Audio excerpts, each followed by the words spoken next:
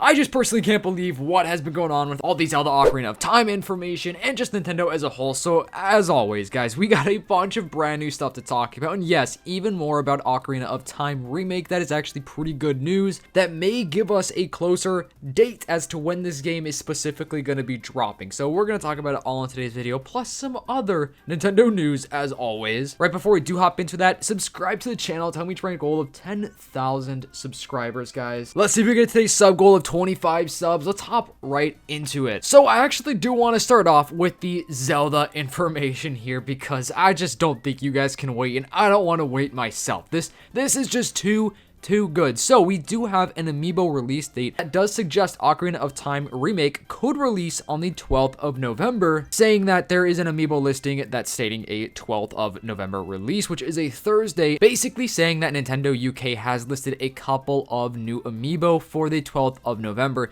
You may be wondering why that is important. Well, amiibo generally release alongside a Nintendo published title, and Nintendo does not have any other titles listed for November. Speculation online suggests that the highly anticipated Ocarina of Time remake could launch on that very date, but of course we're going to see what happens. You can see right here is the listing of the amiibo. For me, it says the 11th of November. I guess that means maybe the game could be dropping the next day, or maybe just because of time zone differences potentially. Now, here's what I have to say about this.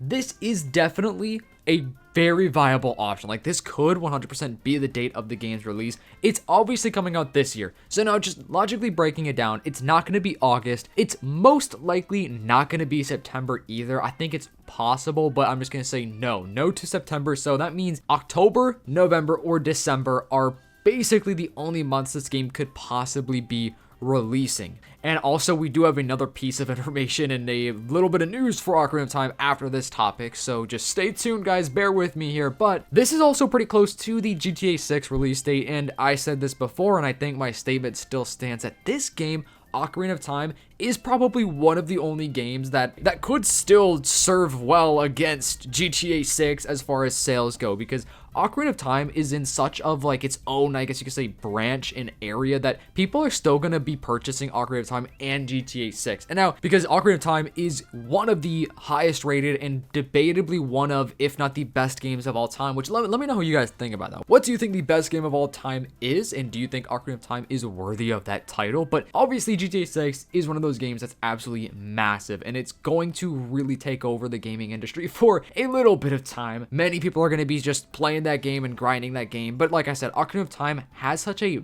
big fan base, and I really do think that this is going to be one of those few games that, like, yeah, even if it is a November release, it's probably still going to do just fine as far as sales do go. Let me know your thoughts about that though. And as far as the other Ocarina of Time remake news, it is actually now rated E10 for these reasons specifically, which I don't know if I could say without the video getting, some sort of restriction, but by the ESRB, one step closer to release. What's curious is that suggestive themes description from the 3DS version is not visible on the Switch 2 remake listing, saying that the original one was just rated E for everybody. Of course, the ESRB ratings have changed over years, but this is probably just due to better graphics. I would imagine, like the animations and stuff just being a little bit more realistic compared to the original one. Plus, the E10 Plus, I don't even think existed when Ocarina of Time originally came out, which makes a lot of sense. So not really a shocking rating, honestly, but it's just cool to see that this is genuinely one step closer to the release and to the big announcement where the September General Direct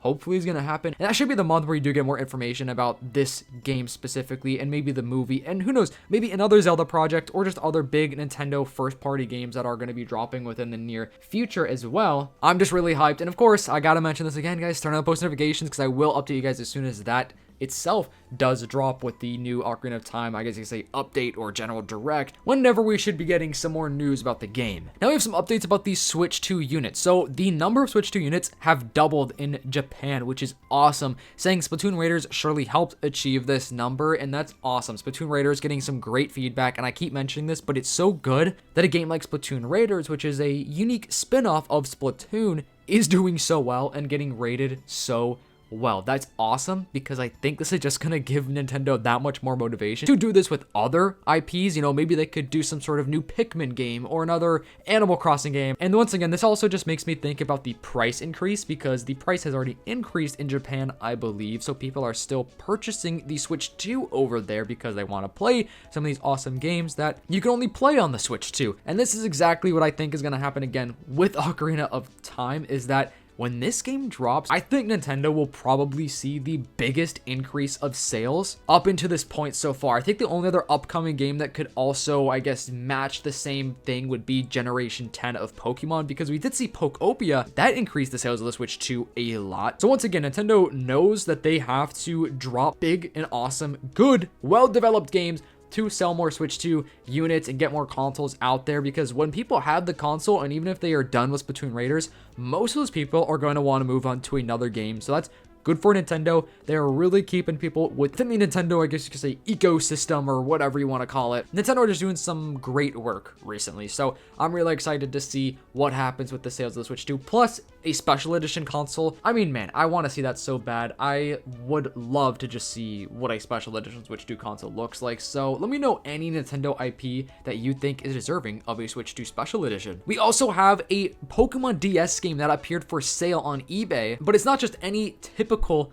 Nintendo DS game. So on my main channel, like a year ago, I actually made a video about this, because this is like kind of Pokemon lost media in a way, but somebody sold it on eBay, which is crazy, and you will not believe the price of this. It was released in 2005. Pokemon Fishing Contest DS was a mini fishing game distributed exclusively through DS Download Play and could only be accessed at special events and Pokemon centers in Japan, where it had to be downloaded via local wireless, saying that the game remained on the system until the DS was powered off. So distribution was limited to participating locations between May and August. But now the game has apparently resurfaced in a way only few could imagine, and it was the development cartridge which contains the files to this, saying that the cartridge itself looks unusual because it has a larger size, not like the regular DS cartridge, and it was never intended for public use.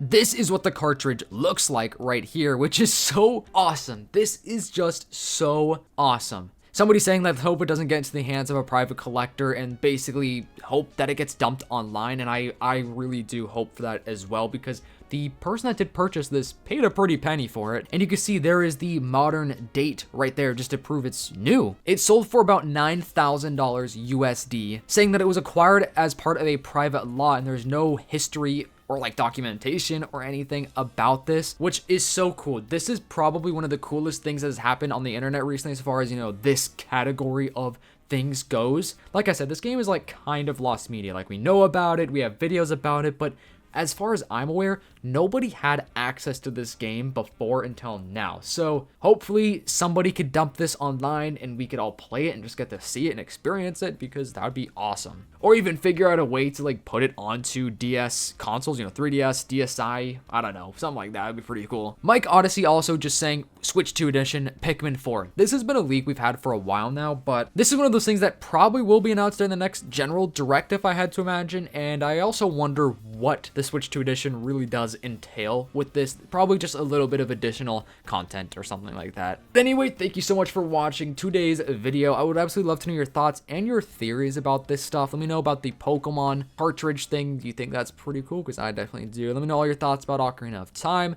Hope you guys have a blessed and fantastic day. I will see you in the next one. Peace.